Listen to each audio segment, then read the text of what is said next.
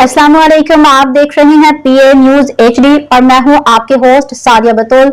शामिल करते हैं आज की अहम खबरें। गुजरावाला खबर शामिल करते हैं। पाकिस्तान अराइन न्यूज के सीईओ महर लियाकत अली से महर वेलफेयर सोसाइटी अंजुमन अल-राई पाकिस्तान के ज़ेर-ए-एहतमाम लोगों के बेलौस खदमत का मिशन जारी उसारी है।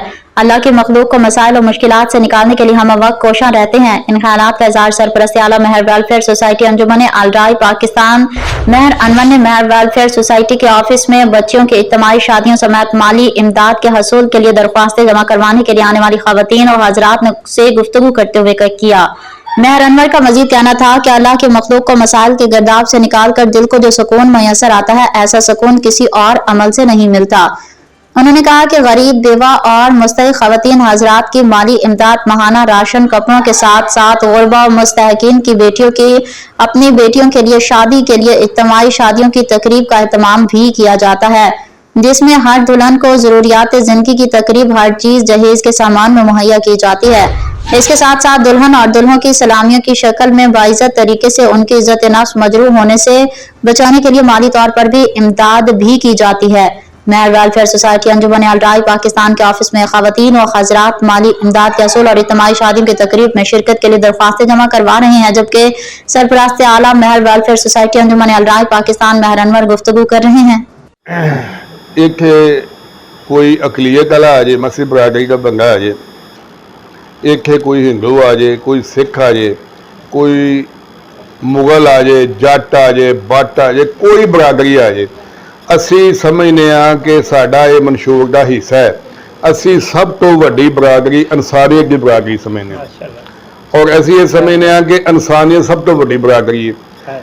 असी सब नू बराबर इज्जत देने और जेड़ा मुस्तहिक है वो साडे आस्ते मोहतरम है, उन्होंने असी प्रायोरिटी देने। कभी असी ये गल की तमीज़ नहीं रखी कि फैल लैन आस्ते आया है या कोई फैल जमा कराना आया या कोई दरखास्त देना आया, वो किस बरादरी ने कर लगे। साडा ये मंशूर नहीं, साडा मंशूर है अल्लाह की रज़ा वास्ते कि मखलूके खुदा वास्ते काम करना। जी कल इस महंगाई के दौर से किस तरह काम कर लेंगे हो, कोई दिक्कत नहीं होंगी?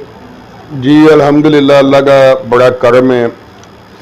अल्लाह ताला का साढ़े के मैं समझना बहुत ही रहमत है अल्लाह ताला की कि जिस दोस्त को भी जाने चूँकि साडू के ये समान चाहिए होंगे जोड़ा असी बच्चियों का इस्तेमाल कर देने, तो साड़ी पहली जी तरजीह है, पहली जी कोशिश है महर लियाकत साहब वो होंगी है कि असी जो जी चीज़ सानू चाहिए है ना वो सानू चीज़ मिल जाए। सानू अगर चार पाई चाहिए असी जाके गल आने कि जिस दोस्त को भी जाने कि सानू मंजियां लै गए, दो लै गए, चार लै गए, एक लै गए, पाँच लै गए। अल्हम्दुलिल्लाह अल्लाह का बड़ा करम है, अल्लाह का बड़ा शुक्र है कि अल्लाह ताला जिस बंदे को भी जाने एक काम ने तफीक नाल जिन्होंने अल्लाह ताला तफीक दे, हाँ फिर वो जिन्होंने अल्लाह तफीक देंगे वो दोस्त तावन भी करते हैं, देंगे भी ने। इस तरीके सारा समान इकट्ठा हो जाएगा।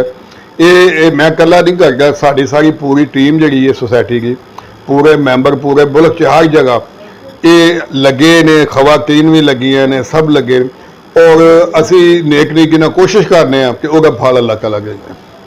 न्यूज स्टूडियो से अब तक के लिए इतना ही। मजीद खबरों और अपडेट्स के लिए देखते रहिए पीए न्यूज एचडी।